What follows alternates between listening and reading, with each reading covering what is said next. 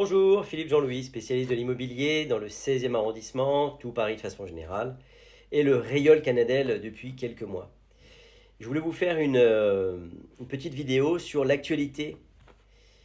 Et il y a tellement de choses qui se passent aujourd'hui ou qui ne se passent pas et que l'on attend malheureusement, que je ne savais pas par quoi commencer.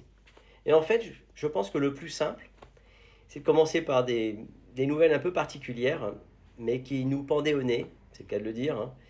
Le diagnostic de performance énergétique. Alors voilà, la bonne nouvelle, c'est que vous allez peut-être obligé de refaire votre diagnostic de performance énergétique avant janvier 2025. Je vous explique pourquoi.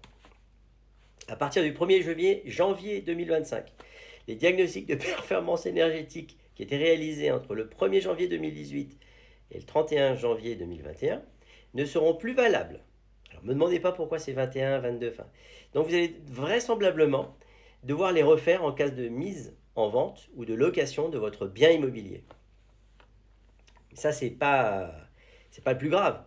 Le plus grave, c'est que, étant donné que les normes évoluent, eh ben, ils ont eu une excellente idée.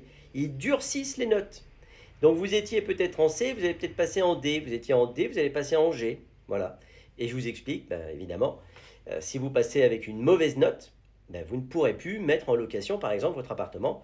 Et si vous vendez ce que l'on appelle une passoire énergétique, eh ben, vous doutez bien que les gens seront moins intéressés et qu'entre deux appartements, un qui sera une passoire énergétique aux yeux de la loi, puisque c'est encore une fois, si on change les textes, ça peut devenir un appartement vertueux. Il suffit de changer les textes, hein, c'est ça qui est fantastique. Eh bien, vous serez moins attirant pour un acquéreur potentiel. Voilà. Si en théorie, alors ça c'est le texte, moi je suis un peu gêné parce que je ne sais même pas comment ils assument un pas en avant, deux en arrière, trois machins, enfin c'est incroyable. Donc si en théorie le diagnostic de performance énergétique était valable 10 ans, attention, si le vôtre a été réalisé du 1er janvier 2018 au 31 juillet, pardon, je vous ai dit janvier tout à l'heure, au 31 juillet 2031, et bien à partir de 2025, il ne sera plus accepté. Voilà, tout simplement parce qu'il y a une forte modification des méthodes de calcul en juillet 2021. C'est absolument ridicule. Donc si vous comptez vendre ou louer votre bien, il faudra absolument refaire cette évaluation qui détermine la note de performance énergétique de A. C'est le A. Moi, je ne le vois que sur un appartement que j'ai à vendre au Rayol Canadel qui a été construit il y a moins de 2 ans. On est en A. A, A. AG pour les maisons et appartements les plus énergivores. Alors évidemment, énergivore, encore une fois, c'est juste des textes. Il suffit de changer les textes de loi et votre logement qui est considéré comme énergivore aujourd'hui devient vertueux demain si on change les textes de façon importante. Alors des notes revues à la baisse pour la plupart, évidemment. Donc c'est la mauvaise nouvelle, d'autant plus que quand plusieurs diagnostiqueurs immobiliers comptent faire grimper leur prix jusqu'à 10% d'ici la fin de l'année. Alors je ne vois pas pourquoi, je ne sais pas d'où sort cette information. Ce ne serait pas du tout illogique, puisqu'on leur demande vraisemblablement de faire plus de calculs. Donc si plus de calculs, plus de temps, ben, il faut que ce soit rentable. Donc on peut comprendre que ces gens-là augmentent leurs tarifs. Ça ne me choque pas. Il n'y a plus grand-chose qui nous choque de toute façon. Cette note de A à G pourra ainsi être revue à la baisse, sachant que la nouvelle méthode de calcul ne se base plus sur les factures d'énergie, mais l'habitat lui-même. Alors je ne sais pas, donc imaginons que vous ayez votre électricité, que vous chauffiez à l'électricité avec des panneaux solaires sur votre toit, d'accord, et que vous payez 0 € pour vous chauffer, mais c'est le soleil, et ben vous aurez quand même droit à une mauvaise note. Moi, il faudra m'expliquer la logique, hein. Même si l'inverse n'est pas exclu, notamment pour les logements de moins de 40 mètres carrés, un déclassement plus probable peut avoir de lourdes répercussions. Et ben voilà. Donc ça, on le dit depuis le début, c'est pas une nouveauté, c'est que les petits logements, malheureusement, ont des ballons d'eau chaude et on se focalise sur la production d'eau chaude dans des petites surfaces. C'est-à-dire que un ballon d'eau chaude dans un studio de 20 mètres ou un ballon d'eau chaude dans un appartement de 100 mètres est souvent à la même taille. Donc, évidemment, si on fait des calculs basés sur la taille du ballon d'eau chaude, ben on est mal noté dans les petites surfaces, moins de 40 mètres carrés. D'abord sur la valeur du bien ou sur une interdiction de location, puisque les passoires énergétiques notées G ne pourront plus être relouées à compter du 1er janvier 2025. C'est demain. Celle classée F, 3 ans plus tard, c'est en 2028, et en E en 2034. Mais aussi sur la nécessité de réaliser en plus un audit énergétique. Donc des audits énergétiques étendus aux classes E.